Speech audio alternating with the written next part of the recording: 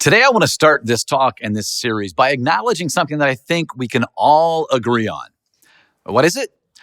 Relationships are hard. If you agree with that statement, say it with me, okay? Relationships are hard. Now, careful, some of you said that with a little too much gusto, and now the person sitting next to you is giving you the side eye. But it's true. Relationships are not easy. And because of that, this might be the most important series of the year. If we'd take an honest inventory, I think we'd have to admit that the last few years have taken a real toll, and many of our relationships are simply not what they used to be. On the positive side, we've likely grown closer to some people, and we've started some new friendships, which is great. But on the not so positive side, some of us are in open conflict with friends and family in ways we would have never thought possible. For others, that anger and frustration might not be out in the open, but secretly, we hold a grudge that's creating significant distance. And finally, some relationships, for all sorts of reasons, have come to an end. And that always hurts. So I'll tell you what, say it with me again, okay? Relationships are hard. My guess is that as you say those words, at least one relationship comes to mind. Maybe for you, it's a parent who never did provide the support you needed. It could be a child whose decisions continue to break your heart. It might be a spouse or significant other who's become emotionally or physically distant. Or a friend or coworker who has let you down or just seems to be completely unaware of your feelings. The truth is, all of us experience relational pain, hurt, and disappointment. Now, if you're like me, when a relationship is hard, my tendency is to think if only that person would realize how wrong they are and change, everything would be resolved, right? I sometimes even rehearse in my mind a speech I would just love to give, just telling them all the ways they've wronged me. And I mean, these speeches are so good in my head, eloquent, just the right words. Anybody else do that? And sometimes our perspective is valid. We have reason to be upset. However, in this series, we're going to challenge one another to recognize this. You ready? Relational restoration begins with us. Relational restoration begins with who? It begins with us. In this series, we are going to challenge each other to do the work of relational restoration. Of course, we depend on God, but God works in collaboration with us. We do the natural, He does the supernatural. I believe that's one reason the Apostle Paul counsels us to keep in step with the Spirit. Keep in step with the Spirit. We do our part, God does His. We do our part, God does His. We kept and we keep in step with the Spirit. Now, a quick and important note here. I mean, there are some relationships where restoration is not feasible or even healthy. So we're not saying to go back to an abusive or toxic relationship. We are not saying that every broken relationship needs to be restored. In fact, if you're in a toxic or abusive relationship, we want to let you know there is help available. What we're saying today is that God is likely bringing to mind at least one relationship that you know is worth fighting for. One relationship that He so wants to restore. And the work of restoration doesn't begin with you and that person. No, it actually begins with you and God. You might say you plus God. So let's start by talking about you. You are interested in that topic, aren't you? Most of us are interested in learning more about who we are, our true identity. And we often go about trying to find our identity in our interests, our jobs, our successes. Yet I would say the one place we seem to search for our identity more than anywhere else is in our relationships. I mean, after all, we are social beings. We need social interaction in order to survive. Even the most introverted needs some type of social interaction. Yes, introverts, you actually do need other people, maybe just in small doses. The problem comes when we base our identity or our sense of worth on these relationships, what these people think or say about us. And, we often turn to, people pleasing and image management online or in person, just hoping to create an identity that people will like. And it's utterly exhausting. and there's consequences. Maybe you can relate to one or more of these. We start comparing ourselves with others. How we feel about ourselves depends on how we stack up. Do I feel better off or worse off than those around me? We often look for validation from others. We start to behave certain ways because that's what we think is expected of us. We may try to dress a certain way or talk a certain way, and we feel good when we're acknowledged, and we feel rejected when nobody seems to even notice. Ever buy something new, maybe like a shirt or a pair of shoes or a jacket? You go out, nobody even notices, not a word. It's kind of brutal, isn't it? Eleanor Roosevelt once said, "No one can make you feel inferior without your consent." No one can make you feel inferior without your consent. We look for validation from others. We also blame others. When we don't receive what we think we need from someone, we start pointing the finger, don't we? We blame him or her for not meeting our expectations. And finally, we often take things personally. When we try to find our identity in what others say or think about us, we tend to take everything personal. Even the very slightest criticism just affects us tremendously. Now, I don't know about you, but I got to admit, I see every one of these consequences in my own life. And I know it's because I base too much of my self-worth on what other people think of me. How about you? You see, trying to find our identity in other people sets us up for all kinds of problems. And yet, too often, that's where we turn. Think of little kids. Have you ever had a kid in your life who constantly said, "Watch me, watch me"? Anytime they do something super exciting, like jump over a quarter, they want you to watch and notice, right? All little kids do that. Mine did it. And it's normal for little kids to form their identity in relationship to others. You see, the problem is when we grow up and we still need someone to watch me. We may not say it out loud, but we still look for someone else to define us. And don't get me wrong, wanting to understand your identity is a very good thing. We all want to know who we are. It's one of the reasons why a few years ago, discovering your DNA through tests like Ancestry.com and 23andMe was all the rage. Over 30 million people took those tests. Quick show of hands. All right, who took one of those tests? Yeah, I did. Didn't help my identity much. I found that I'm 95% English, whiter than white. Just made me feel boring. Now, my wife, on the other hand, discovered that her DNA includes Jewish ancestry, which confirms something we already knew, that she is much more like Jesus than me. I was just hoping to get some interesting results, like maybe this pastor, Jay Spates. Jay grew up in New Jersey, but was always curious about his African ancestry. So Jay took a DNA test, and when he got his results back, he found out that he is a prince. He lives in an apartment, doesn't even own a car, but now he's a prince. So Jay visited his long-lost country, the small nation of Benin in West Africa, and was welcomed as royalty. True story. Can't make this up. One paper reported that when he first arrived, he saw what looked like a festival, hundreds of people dancing and playing instruments and singing. It took him several minutes to realize it was a welcome party for him. Can you imagine? Yeah, Jay, the pastor from New Jersey, is now a prince. But here's something crucial that I want you to understand today. Listen to this. If you look deeply into your own ancestry, you will discover that you too are way more than you ever imagined. Way more. Now, not many of us are likely West African royalty, but John, the disciple who is known as the disciple whom Jesus loved, reminds us that God sees each and every one of us as a child of his, a child of God. So you actually are a prince or a princess in Jesus' kingdom community. Think about that. Our family, we just returned from London a couple of weeks ago. We were there a little bit before the Queen's Jubilee, and so we got a healthy dose of British royalty. And it is pretty amazing to be a child or, heir of the Queen. It's a big deal. But folks, you and me, we are children of God. That is incredible. Yeah, when we choose to follow Jesus, we become children of God. We start to bear his resemblance. We recognize each other as family because of that family likeness.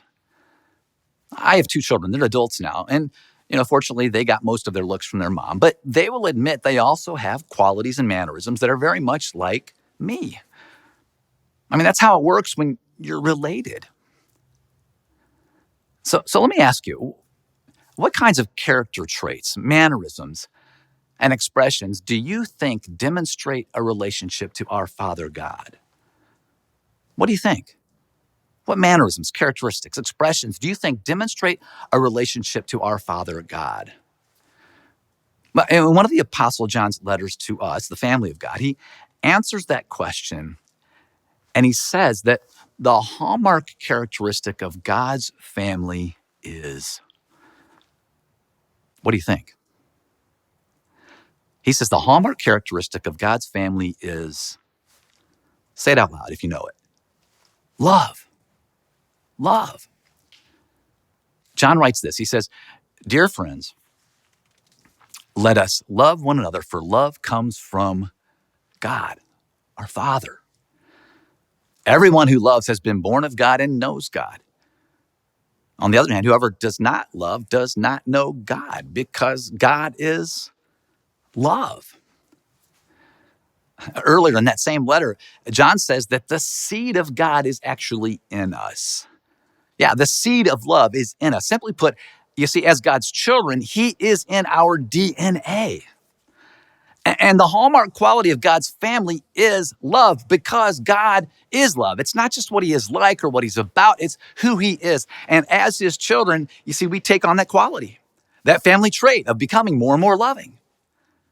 You see, that's how we are marked as being related to God and Jesus. So the most obvious first step to restoring a relationship starts with you and God. It starts with us finding our identity in Him. Because we are beloved children of God, the God who is love, we can love others. A while back, one of my favorite authors, Brendan Manning, spoke to our leadership at Community. He's a former Catholic priest and recovering alcoholic. And he will tell you that it was when he found his identity as a child of God that he was able to begin to restore relationships that he destroyed through his addiction. And he put it this way. Listen carefully. He writes, "Living in the awareness of our belovedness is the axis around which the Christian life revolves." Think about that. Living in the awareness of our belovedness is the axis around which the Christian life revolves. Being the beloved is our identity, the core of our existence. It's not merely a lofty thought, an inspiring idea, or one name among many. It is the name by which God knows us and the way He relates to us. When our relationship with God is secure, that gives us a foundation from which to relate to others in health and wholeness and love. We no longer need other people to fill our longing for acceptance and approval. We can be free from needing others to define us because God's love defines us. And then we can find peace and belonging and joy in Him. This is incredibly great news, and it's absolutely life-changing. A recent study of 2,000 millennials showed that an astounding 80%, 8 out of 10, 8 out of 10 believe they are not good enough in virtually every area of their lives. They say they are constantly overwhelmed by pressure to succeed in their careers, to develop meaningful romantic relationships, to meet the expectations of others, and to maintain a social media presence. Pressure to maintain a social media presence. And my guess is millennials aren't the only ones. I mean, I've shared before that one of my many Achilles heels is my drive to succeed or to at least appear successful. And for me, accomplishing a task or finishing a project and being publicly acknowledged, it's like a drug. It feels way, way better than it should. But like most drugs, it's temporary and fleeting and lasts only until I sense that there's another job that needs to get done. And I'm pretty sure that much of this drive stems from fear. And mostly a fear of failure. But you see, the good news that I'm trying to learn is that when we are rooted in God's love for us, we no longer have to live in fear. Yeah, that fear of, not making the cut, simply hoping we're successful enough, important enough, or loved enough. Just a few sentences later in John's letter, he tells us that love actually drives out fear. John writes, there is no fear in love, but perfect love drives out fear, because fear has to do with punishment. The one who fears is not made perfect in love. There is no fear in love. Perfect love drives out fear. Now, let me say that driving out fear doesn't mean that anxiety suddenly disappears. Many people I know have anxiety and use therapy and medication to manage their anxiety under a doctor's supervision. There's nothing wrong or shameful in that. Anxiety isn't the result of a lack of love.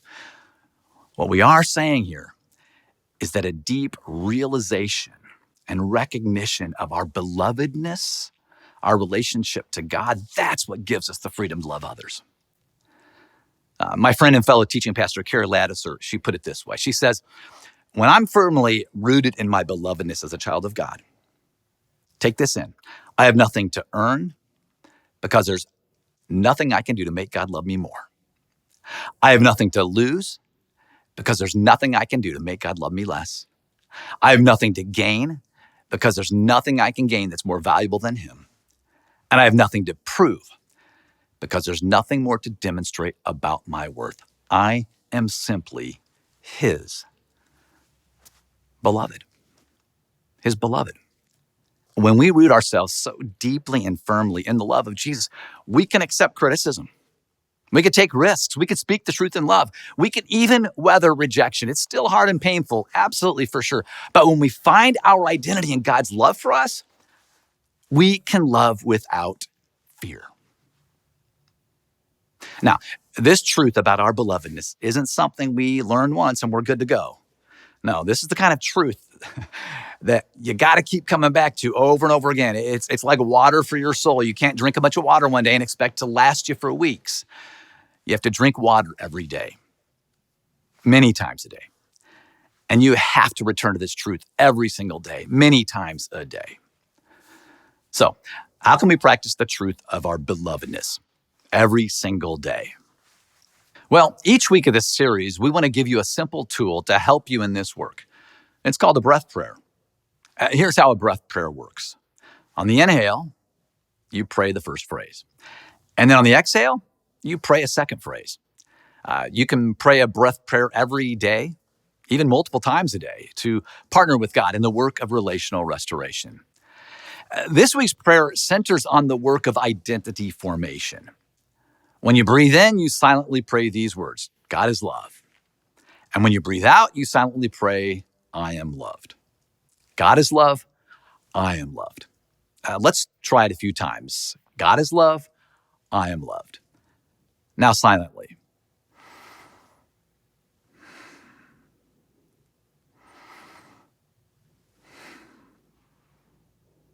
God is love, I am loved. This prayer can help ground you in your belovedness, your identity as a child of God. Rather than listening to the voices that tell us we're not enough or that we're alone or that we'll never be successful, we choose to listen to the voice who calls us beloved. God is love, I am loved. Learning to live in those truths is the journey of becoming more of who we really are. We are children of God, dearly loved by our Heavenly Father. It reminds me of something Soren Kierkegaard is famous for saying. He said, and now, Lord, with your help, I shall become myself. And now, Lord, with your help, I shall become myself. And as we become who we really are, beloved children of God, we will be freed to love. Again, John, this disciple who was known as the beloved disciple. I mean, if anybody knew what it meant to be loved by God, it was John. He wrote these words, we love because He first loved us. We love because He first loved us. When we are rooted in the love of God, we not only find freedom from fear, we find freedom to love. Once again, from the great author Brennan Manning, he writes, experience has taught me that I connect best with others when I connect with the core of myself. When I allow God to liberate me from unhealthy dependence on people, I listen more attentively, love more unselfishly, and am more compassionate and playful. Who doesn't want to be like that? He continues, I take myself less seriously become aware that the breath of the Father is on my face and that my countenance is bright with laughter in the midst of an adventure I thoroughly enjoy. Isn't it interesting, this twist, that when I allow God to liberate me from unhealthy dependence on people, I actually love those people better? All right, so let me ask you, who was that person you thought of at the beginning of this talk? That person you'd like to be restored to? I can't promise you that reconciliation will happen or that things will get better, but I do believe that there is hope. And the place to start is to do the work of grounding your identity in Jesus. Bask in your belovedness as a child of God. God is love. I am loved. Let's close with that breath prayer one more time, okay? Silently, would you do it? Pray it with me.